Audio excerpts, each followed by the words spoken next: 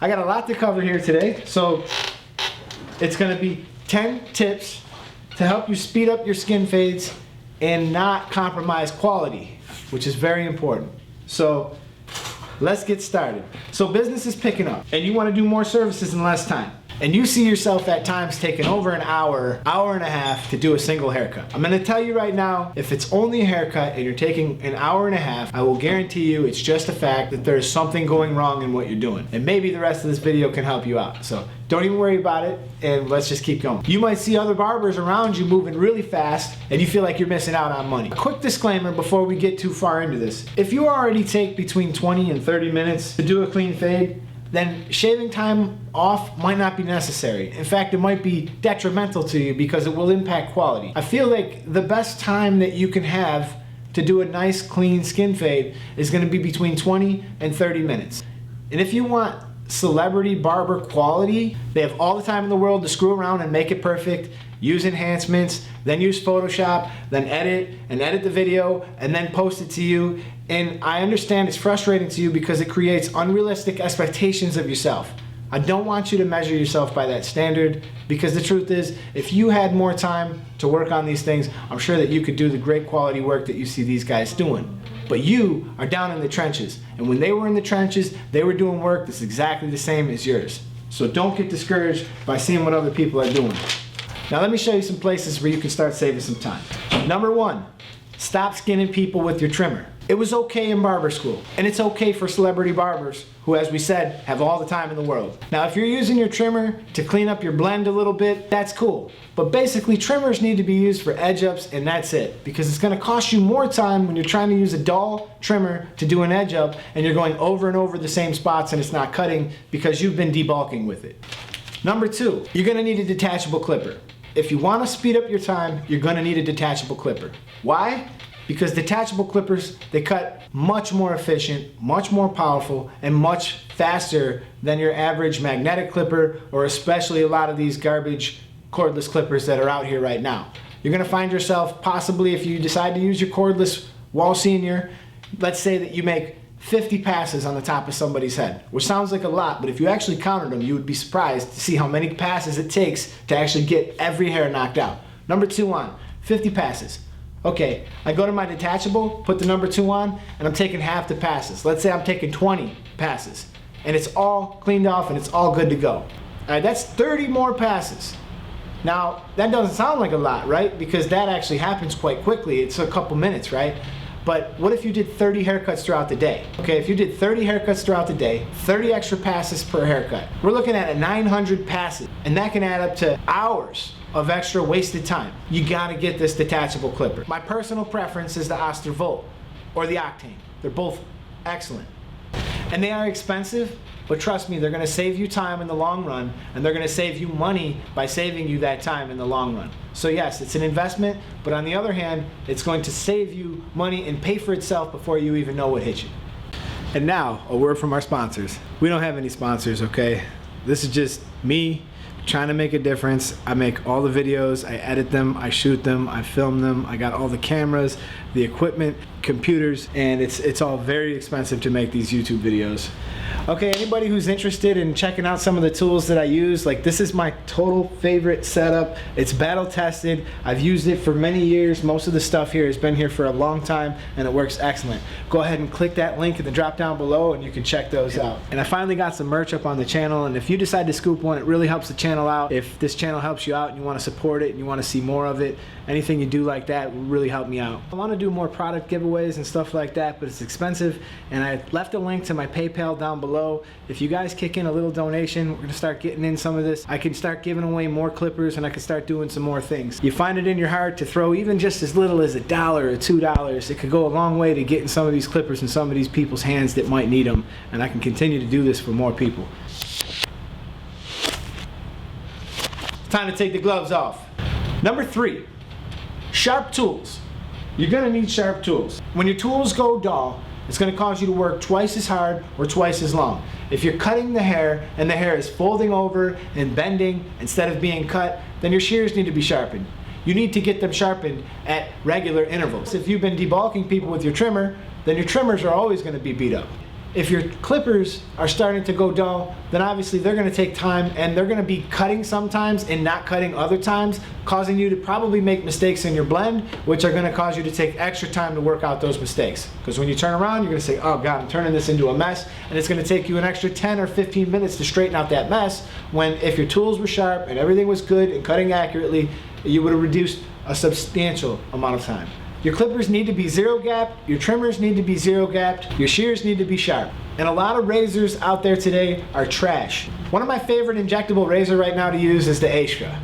I'm not affiliated with Astra in any way. I think they just make a good quality product. I find that I have way less dull blades in this one than any other razors, so this is why I use these. The link will be in the description if you want to check these out. But you need to have sharp razors, because if you're changing razors and going back and forth from that, it's just going to take you extra time. Everything needs to be flowing smooth for us to get that nice smooth cut in a reasonable amount of time. Number 4, the electric shaver.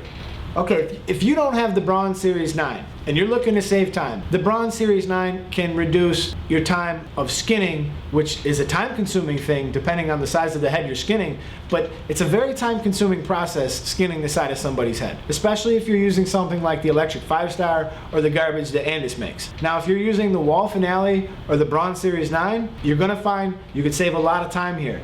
Not so much the Finale. The Series 9 is really where you save the time. That thing can mow down a giant amount of hair in short time, and the best part about it is you're moving really fast with it, and the client doesn't feel any discomfort, so he doesn't even notice that you're moving fast with it.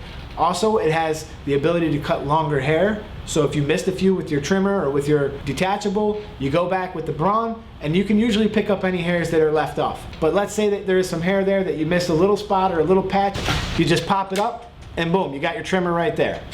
The battery life is excellent. I've managed to go an entire day and do 20 plus skin fades with it without it dying. This machine has really been a game changer for me. Now, if you don't have this machine, at least get the Wall Finale. The Wall Finale is also an excellent machine. It's more than just a lithium-ion battery. That battery produces a lot more power, and that blade seems like it cuts a lot smoother than it did with the electric 5-star. Now, if you're pushing it and you're trying to move really fast with the electric 5-star or the ANDIS Profoil, your clients are going to feel violated. But with this machine, you're going to be able to move as fast as you want, and your clients are not going to know the difference. And at the end of the day, this is probably one of the easiest places in a haircut to save time. And the best part about it is everything we've talked about so far doesn't require a ton of practice. A lot of people can skin the head efficiently, put the skin line in efficiently, and cut the top of somebody's hair. So we're making moves already. Number 5. I know it's the last thing you want to do at the end of a busy day, but take the time that it does take to do this. Take your tools, clean them thoroughly, and oil them, and put them away. Because the next day when you come in, you could have clients sitting there. And when you have clients sitting there and you're sitting over here cleaning them and preparing them, that was time that was wasted that could have been spent cutting. It's kind of common sense, but a lot of us don't do it. Myself included sometimes. I get tired too. I make that same mistake, but we all need to strive to do this. Number 6, stop doing half of the head. I've heard every excuse in the book about why it's better to do half the side of the head. I will not be convinced of this. Doing half the side of the head is going to take you twice as long to do any haircut, because every single time you're picking up a guard, you're picking it up, you're putting it back, you're picking it up, you're putting it back. You've worked this whole side till it's perfect. All that time you spent picking things up and putting things back, let's say that only took 20 seconds, 20 seconds, 20 seconds. That adds up to several minutes. You go to the other side. When you had that blade out the first time, if you would have just done it thoroughly, everywhere around the whole head, and been done with this blade, put it away when you were done with it, you would have saved a lot of time. If you think about it, we never put our shears down. We don't take one snip, and then set the shears down on the desk, section out the hair, pick them back up, take another snip, set them back down. We don't do that. Why don't we do that? Because that would cost us a ton of time at the end of the day.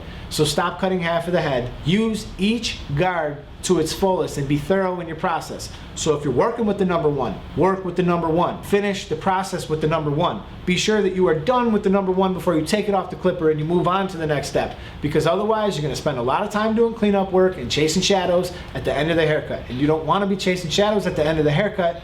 And the good news is you won't be chasing shadows at the end of the haircut if you're thorough and you follow your process, work the process, and reduce the likelihood that you will need to backtrack and fix your work in the end. There is additional videos on my channel about the process, and if you struggle with the process, I'll leave a link in the description to one of my other videos that will help you. It's called Anybody Can Fade. Number 7, you're gonna need to learn clipper over comb, because if you don't understand how to do clipper over comb or scissor over comb, you're gonna be spending a lot of time picking up different guards. So for instance, if I did a number 2 on the sides of somebody's head and I'm doing it into a scissors on top, I can simply just blend that out in seconds with clipper over comb. Or I would have to use the 3, the 4, open, close, work my process back and forth. That would be less efficient. Learn how to do clipper over comb. I have several videos of it in this channel, but I admit it's an area that I need to touch on some more, and I'll be doing some more videos on this in the future. It'll look good when you do it, all right? Oh, yeah. Number 8. Less this, more this. A lot of barbers can talk and cut hair at the same time. However, a lot of barbers, as soon as they start talking, their hands go down to their sides, they continue talking, and they don't even know they're doing it. He's not wrong. Less this, more this. Number 9, stay organized. When you take something off of your station, put it back in its designated spot. I have my scissors here. I have my clippers here. I have my trimmers here. I keep these things in these areas so that I don't go fishing for them on a station that looks like a bomb went off when I need them. To be able to find the stuff you need when you need it is gonna save you time. If you got a big mess going on your station, you got things all over the place, it's gonna be hard to find that little tiny half guard that seems to go and hide itself. If you stay organized, you're gonna find this is a lot faster for you. Number 10. Number 10? When you're working with your client, you don't want to be walking over here and all the way around and looking under his beard and doing this and that. Move your chair, not your body. Oh, don't be that guy. You sound scripted. Don't be that guy. That's good. I like that. That's good. That's very serious, mafioso. Yeah. All right, you guys, that's all I got for you today. I hope this video helps you speed up and keep your quality good. I appreciate you guys all for stopping in and checking this out and looking at it. And if you got it in your heart and you felt like you learned something, go ahead and give me a little thumbs up. If you haven't subscribed, please subscribe. We do giveaways here all the time, and we do all kinds of different stuff. And I'm sure there'll be something on this channel that can help you. We're creating a pretty good community. I'm already over 12,000 subscribers, and it wasn't just weeks ago that I was at 10. So I'm so happy for that, and I'm so thankful for you guys. I'll see you in another video. I'm out.